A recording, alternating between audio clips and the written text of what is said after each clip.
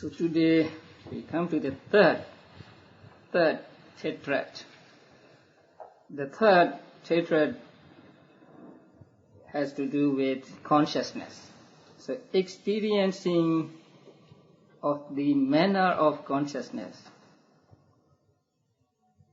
must be understood to be through four jhanas, because consciousness is concomitant with all four jhanas. And here, I don't know where he got the words manner of. I don't find in the sub-commentary. And we don't need to say experiencing the manner of consciousness. Experiencing the consciousness. That means clearly seeing the consciousness. So I would leave the words manner of. And the next is gladdening the consciousness. He trains thus, making the mind glad, instilling gladness into it, cheering it, rejoicing it. I shall breathe in, I shall breathe out. Herein there is gladdening in two ways, through concentration and through insight. So through samatha and through vipassana. Now through concentration. He attains the two jhanas in which happiness or piti is present. Two jhanas means what?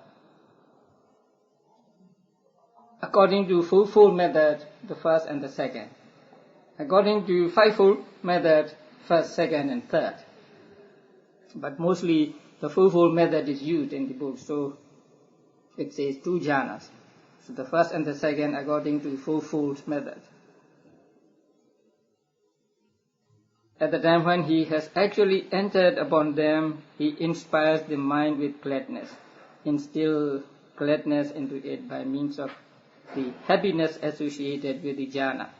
So when he is in the first jhana or second jhana, there is piti arising together with jhana. So when there is piti or happiness, his mind is gladdened. So he experienced that at the moment of jhana attainment or jhana consciousness. And through insight, after entering upon and emerging from one of the two jhanas accompanied by happiness, he comprehends with insight that happiness associated with the jhana as liable to destruction and liable to fall. Thus, at the actual time of insight, he inspires the mind with gladness, instills gladness into it by making the happiness associated with the jhana the object. Now, in vipassana, this person has attained jhana before. So he enters into jhana first and then emerges from the jhana. And then contemplates on the piti associated with jhana. Contemplates on piti as liable to destruction, as liable to fall. Because if you practice vipassana, you must see the impermanence, suffering and soulless nature of things. So here he contemplates on piti as liable to fall, liable to destruction. But is piti vedana or not? Piti is not vedana. This is the actual piti. No, this is actual piti, yes.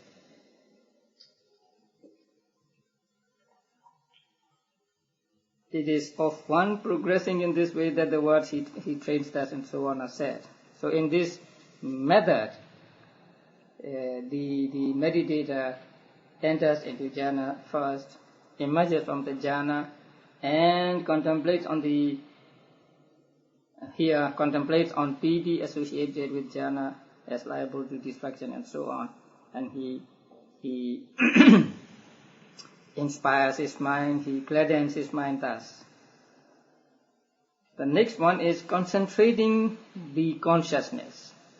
And concentrating means evenly placing the mind. The Pali word samadhahan. Sam-adahan. So sam means sama, evenly, and adaha means putting or placing. So samadhaha in the Pali word means evenly placing. It is a synonym for samadhi. So samadhi is that mental state which keeps the mind evenly on the object. That is, collected, not scattered, not only the mind but other concomitants. So mind and other concomitants collectively on the object and not being distracted. This is the function of samadhi. So evenly placing the mind, evenly putting it on its object by means of the first jhana and so on. Since it is here, samadhi is mentioned, we take any jhana, because any jhana, there is samadhi in any jhana. The first jhana has how many factors? 5 factors. And the 5th one is what?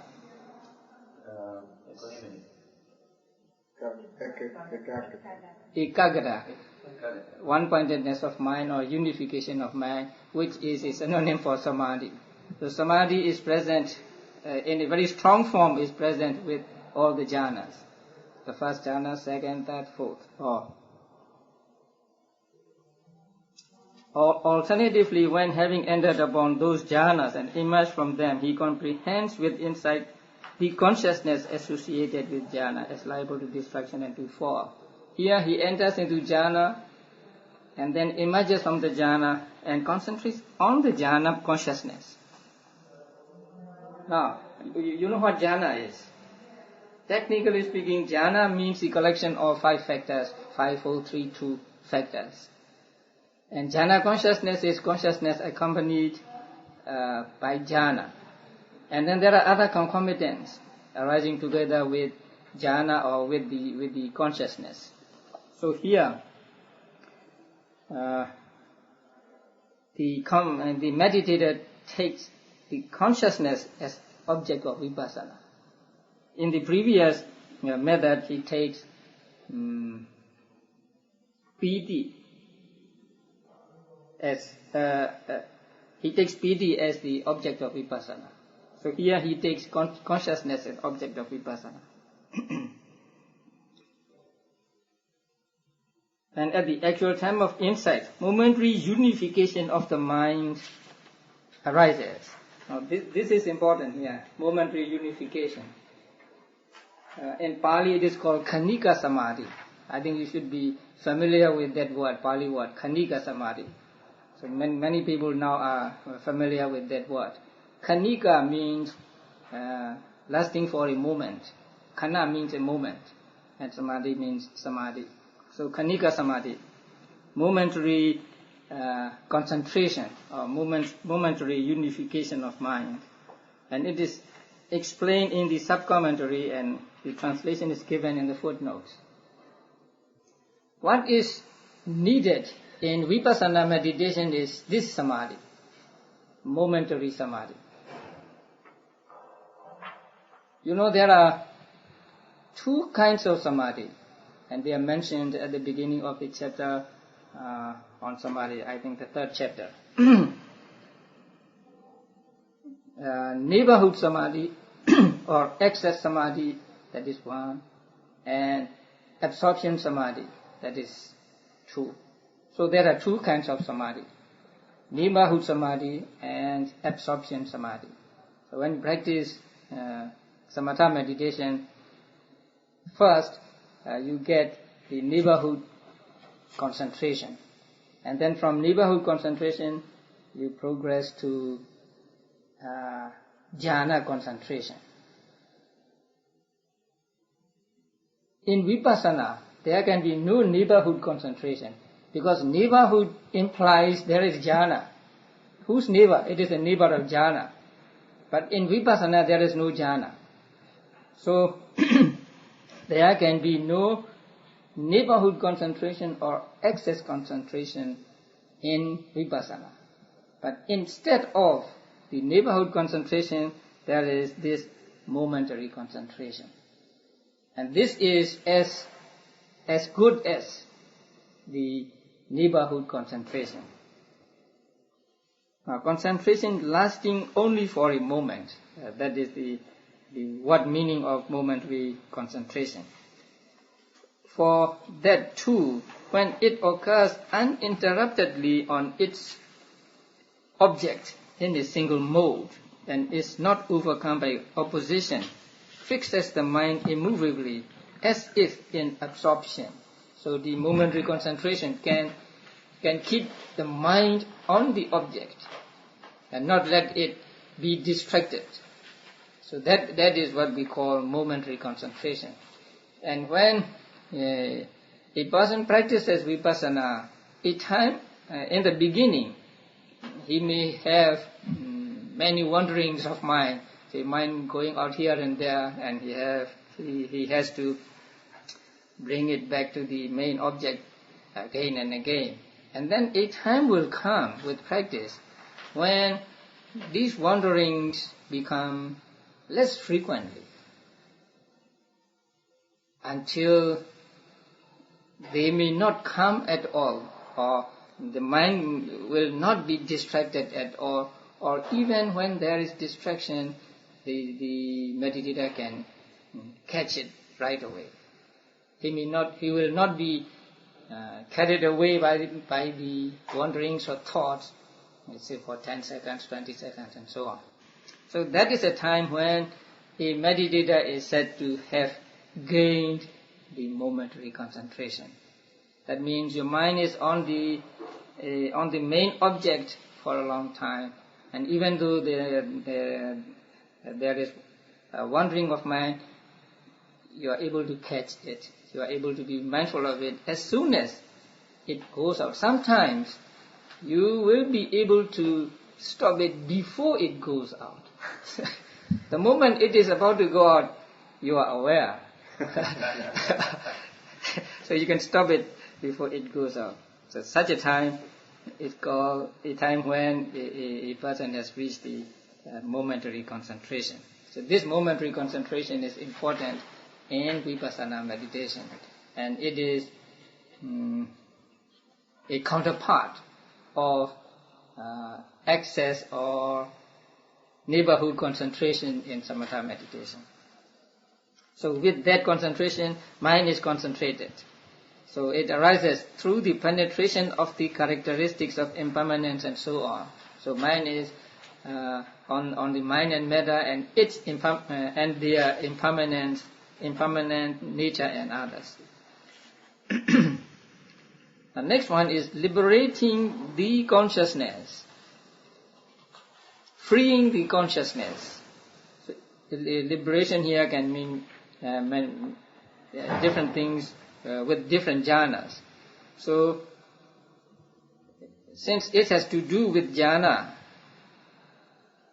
jhanas are mentioned here. So the first jhana liberates mind from what?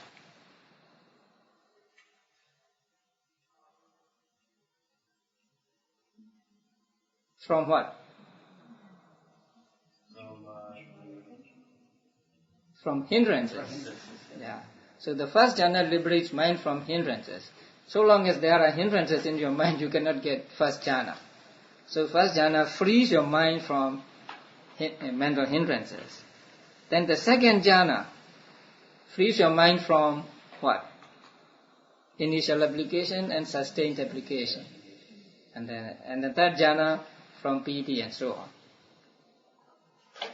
Or alternatively, when having entered upon those jhanas and emerged from them, he comprehends with insight the consciousness associated with the jhana as liable to destruction and to fall. So here, first he enters into jhanas and emerges from jhanas, and then comprehends the consciousness associated with the jhana as liable to destruction and so on. And then at the actual time of insight, he liberates the mind from the perception of permanence by means of the contemplation of impermanence. If he contemplates on impermanence, then he liberates mind from the conception of permanence. From the perception of pleasure by means of contemplation on pain. If he contemplates on dukkha, then he will be able to free his mind from the perception of sukha. From the perception of self by means of contemplation of not self. If he contemplates on not self, then he will be able to get rid of the perception of self. From delight by means of the contemplation of dispassion. So when you contemplate on dispassion, then the light will be gotten rid of. From greed by means of contemplation of fading away. Fading away really means magga. And from arousing by means of the contemplation of cessation. So when you contemplate on cessation, you do not arouse anything, you do not cause anything to arise. And from grasping by means of the contemplation of relinquishment. So when you contemplate on relinquishment, then you abandon grasping. So these are those liberated by different stages of vipassana meditation. So this method also pertains to both samatha and vipassana. So this tetrad should be understood to deal with contemplation of mind. The first is what? Experiencing or making clear the mind, consciousness. The second is gladdening consciousness. The third is concentrating the consciousness. And the fourth is liberating the consciousness. So this tetrad has to do with contemplation of mind, the third of the four foundations of mindfulness. Now, I told you once, whenever I come to the small print, I'm often afraid to read this. The sub-commentaries are actually more difficult than the commentaries. And the Nyanamoli used sub-commentary for his explanations here, and sometimes he misunderstood some word or sometimes the whole sentence. So here, let me see, at the time of contemplation of dissolution. For dissolution is the farthest extreme of impermanence. So at the time of actual insight means at the time of contemplation on dissolution. Contemplation on dissolution comes a little later in vipassana. The first knowledge you gain in vipassana is defining mind and matter. The first, after getting the momentary concentration, you come to see mind and matter clearly, and then you see the relationship between mind and matter, or between what makes nodes and what is noted as cause and effect. And then you come to see the impermanence of things, impermanence. And then the next stage is seeing the arising and disappearing, or dissolution. The next stage after that is seeing dissolution. So first you see arising and dissolution clearly, and later on you see the dissolution more clearly, or dissolution becomes more prominent than the arising. So that is the stage meant here. The actual time of insight means at the time of contemplation of dissolution. For dissolution is the farthest extreme of impermanence. It is the highest stage in impermanence, because after dissolution there will be nothing. So arising and then going towards dissolution and dissolution itself. They are three phases of existence. So after dissolution, the thing is gone. So dissolution is the farthest extreme of impermanence. When you see dissolution, you will not fail to see impermanence. So the meditator who is contemplating dissolution by its means sees under the heading of consciousness again. He is watching consciousness, but he sees the whole field of formation as impermanent. That means the whole field, the whole range of formations as impermanent, not as permanent, and so on. Here, formation means everything in the world. When we say karma formations, we mean karma, volition. But when we say formations, we mean everything in the world, anything which is formed or which is conditioned is called formation here. That the Pali word is sankhara. The literal meaning of sankhara is made by causes or produced by causes. And then on the next page, footnote, it is that this contemplation of impermanence, etc., is called relinquishment, as giving up, and relinquishment as entering into, because it gives up defilements along with aggregate producing karma formations, and because by seeing the flaws in what is formed, and by inclining towards the opposite of what is formed.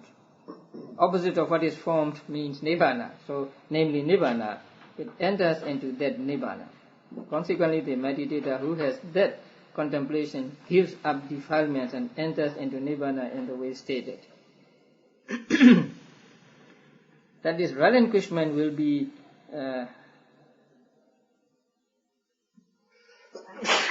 treated later. Yeah. There are two kinds of relinquishment. We will come to that later. Now, herein, the contemplation of what is impermanent as only impermanent is contemplation of impermanence. Do you see that sentence? In the footnote, 1, 2, 3, 4, 5, 6, 7, 8 line on page 313. Herein, the contemplation of what is impermanent as only impermanent is contemplation of impermanence. There's something wrong here. The contemplation of impermanence is explained in two ways in the sub-commentary.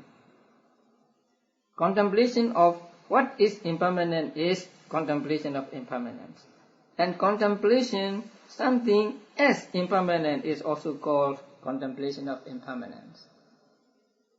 The Pali word is, let us say, impermanent contemplation. To follow the sequence in Pali. So, impermanent contemplation means contemplation of what is impermanent, and contemplation on something as impermanent. In fact, they mean the same thing, but it is how words are explained in the commentaries.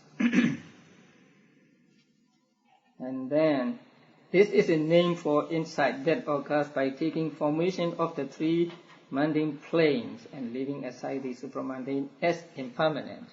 So, vipassana meditation never takes supramundane as object, or it cannot take supramundane as object, because vipassana must see the impermanent nature and others of things, and so it can take only mundane things as object.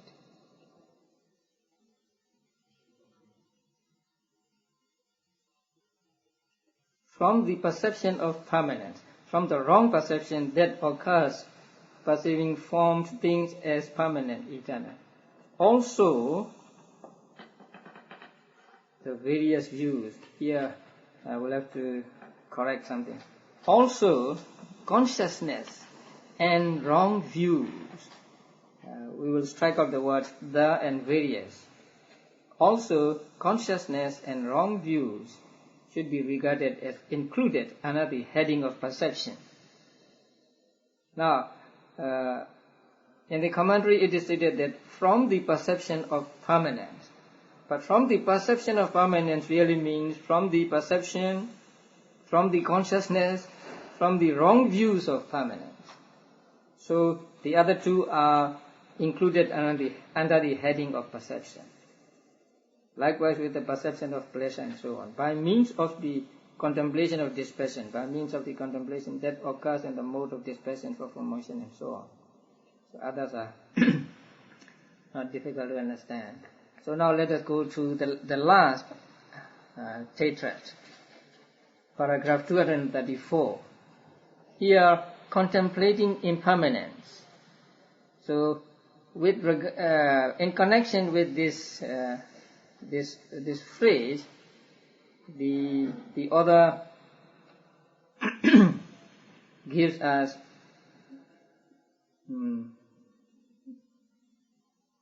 what is it that is impermanent, and what is impermanence, and what is the contemplation of impermanence, and what is the one who contemplates impermanence. There are 4 things differentiated here.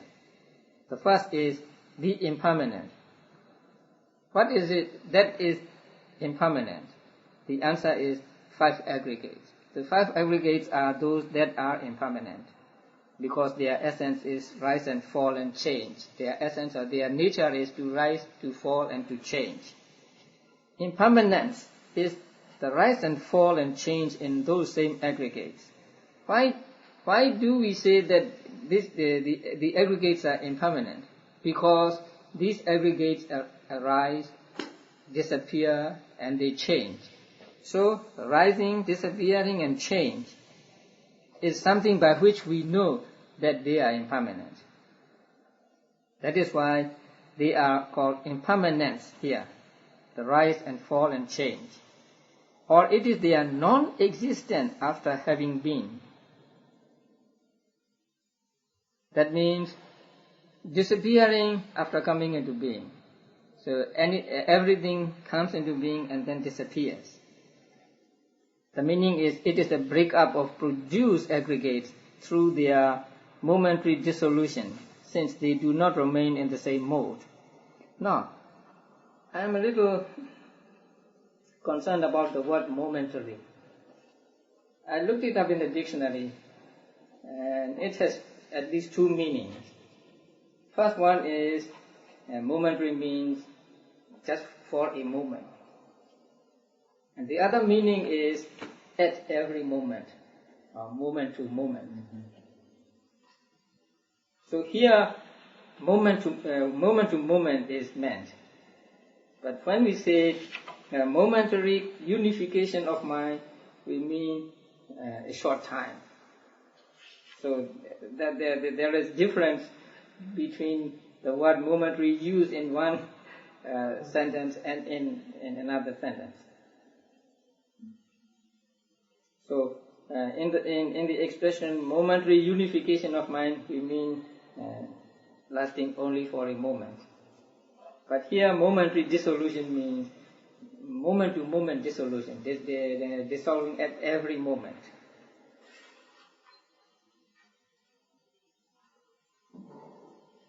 Contemplation of impermanence is contemplation of materiality, etc. as impermanent in virtue of that impermanence. One contemplating impermanence possesses that contemplation. So it is when one such as this is breathing in and breathing out that it can be understood of him. He thinks that I shall breathe in, I shall breathe out, contemplating impermanence. So the person is the one who possesses contemplation of impermanence. So impermanence, contemplation of impermanence, and the one who possesses contemplation of impermanence. So 4 things are differentiated here.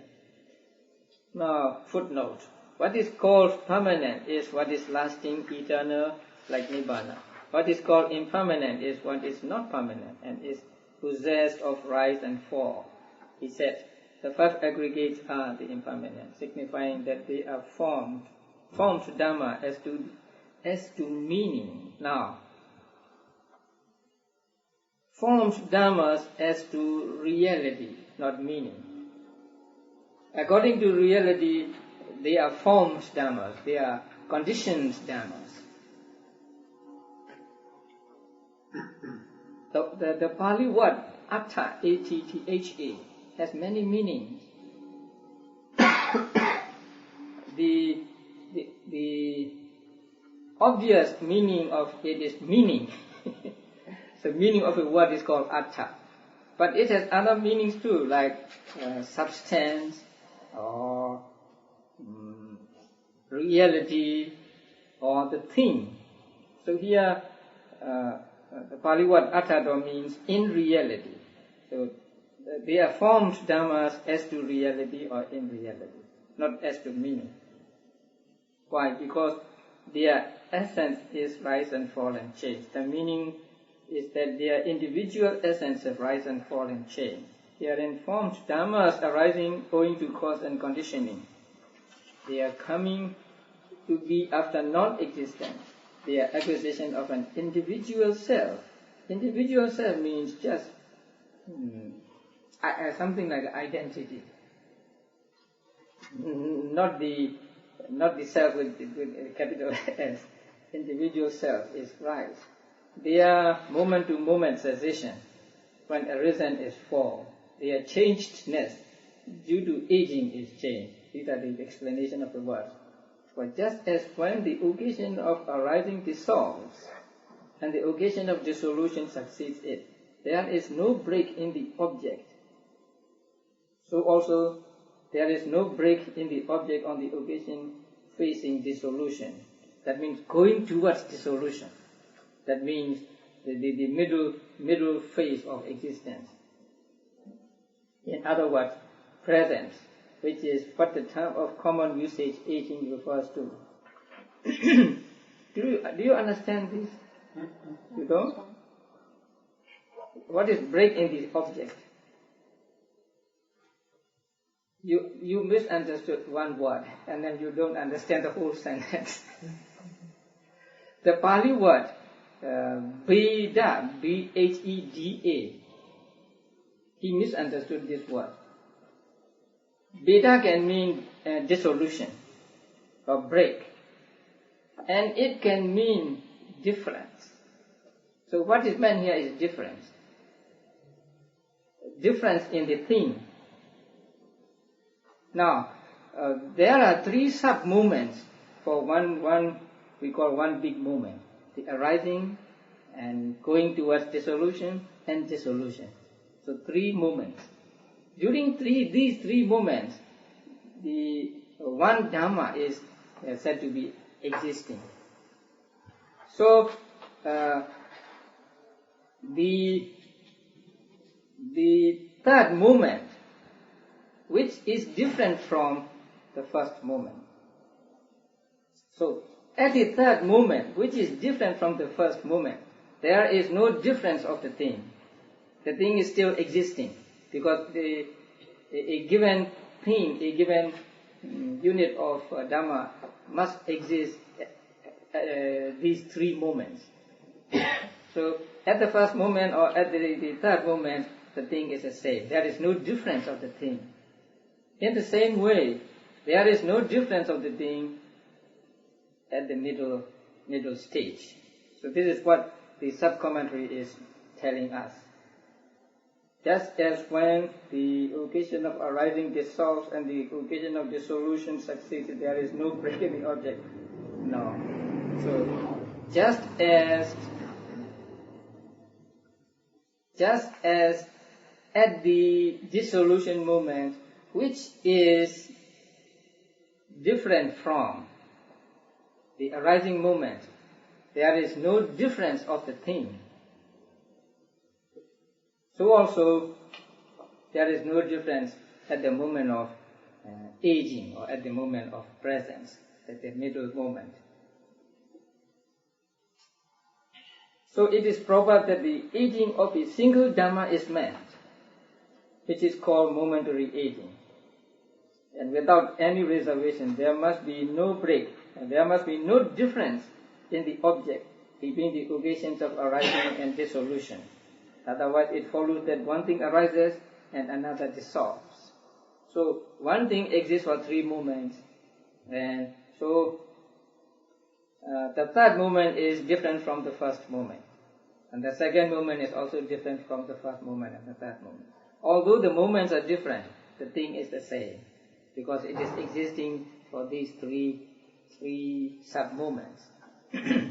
So there should be no difference of object between the moments of arising, aging, and disappearing. This is what the sub-commentary is telling us. So this is a theoretical construct about how you analyze moments. Yes, and how we explain momentary or moment-to-moment dissolution. According to the Abhidhamma, that which has these three moments of existence is real. Otherwise, it is not real. So concepts are said not to possess these three phases of existence. We do not know when they come into being and when they are dissolved. So they have no essence of their own, no existence of their own. The concepts exist only in our minds and not in reality. So what is real, according to Abhidhamma, is that which has these three phases of existence. That is why consciousness is real, mental states are real, and material properties are real. Nirvana is real. Nirvana is real, but it has no beginning and no end. So it is different from the other three. Okay. Now, the next method is on page 235, contemplating fading away. Now, there are two kinds of fading away. That is, fading away as distraction and absolute fading away. What is fading away as distraction? Hearing. Fading away as distraction is the momentary dissolution of formations. So moment-to-moment dissolution of formations is called fading away as distraction or dissolution. Absolute fading away is nibbana. Contemplation of fading away is insight, and it is the path. So both insight and path are meant here, which occur as the seeing of these two. It is when he possesses this twofold contemplation and so on. So contemplation on fading away can be at the vipassana moment as well as at the path moment. The next one, the same method of explanation applies to the clause contemplating cessation. So cessation and fading away are here used synonymously. The next is contemplating relinquishment. Relinquishment is of two kinds too, that is to say, relinquishment as giving up and relinquishment as entering into.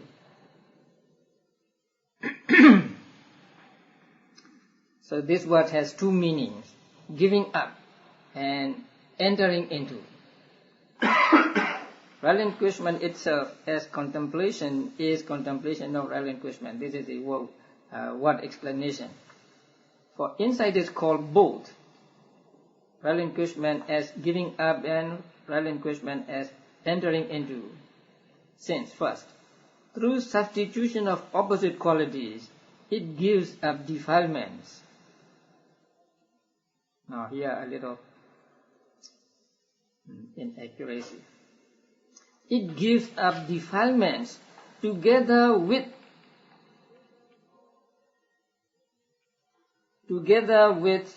resultant aggregates and the aggregate producing karma formations. There are three things: defilements, resultant aggregates, and aggregate producing karma. These three things are abandoned, relinquished. So, and it is through substitution of opposite. Sometimes people want to be literal when translating, and that makes it a little difficult to understand. True substitution of opposite qualities simply means momentary abandonment. At this moment, you don't have attachment in your mind, or you don't have anger in your mind. That is, you are substituting wholesome states. Unwholesome states with wholesome states.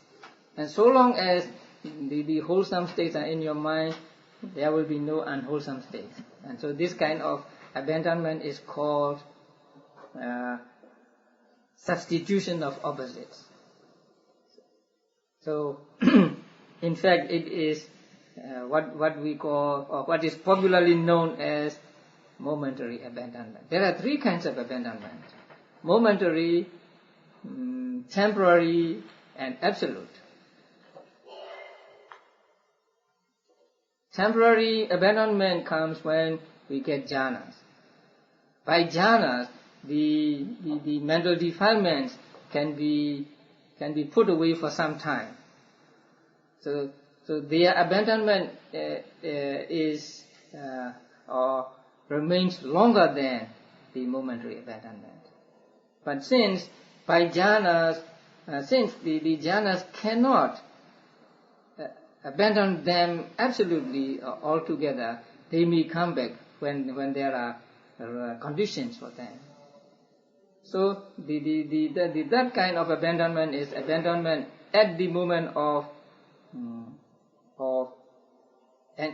enlightenment, at the moment of magga. So that is total destruction, not to come back again. So now here the first one is meant through substitution of opposite qualities. Now we say vipassana abandons mental defilements, and vipassana abandons mental defilements by the first way, just momentary abandonment.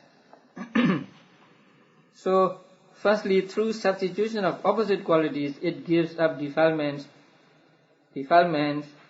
together with the resultant aggregate and the aggregate producing karma formations. And secondly, through seeing the wretchedness of what is formed, it also enters into nibbana by inclining towards nibbana, which is the opposite of the formed. Now, vipassana is here called giving up and entering into, let's say. So giving up means giving up, momentarily giving up defilements, they are resultant aggregates, and then aggregate forming karma formations. And then it is said to incline towards, it is said to enter into nibbana. But, vipassana cannot take nibbana as object, right? Vipassana takes formations as object. So here, what we are to understand is, through seeing the wretchedness of what is formed, actually vipassana sees the wretchedness of the formations. It also enters into nibbana by inclining towards nibbana. So, when you see the wretchedness of the formations, you want to get rid of them and go to the other thing which is not formed, which is no wretchedness of any kind. So it is said to enter into nibbana, but not actually, because vipassana cannot take nibbana as object. Also the path is called both relinquishment as giving up and relinquishment as entering into. Since it gives up defilements with their aggregate producing karma formation, the same thing. By cutting them off, that means by abandoning them altogether. And it enters into nibbana by making it its object. So when mega consciousness arises, it takes nibbana as object. So the path of magga is called both giving up and entering into. Also, both insight and path knowledge are called contemplation because of their re-seeing successively. Anupassana, contemplation means, anu means again and again, passana means seeing, so seeing again and again and again. Each preceding kind of knowledge. It is when he possesses the same thing. Now, so we come to the end of the fourth tetrad. And this fourth tetrad deals only with pure insight, while the previous three deal with serenity and insight.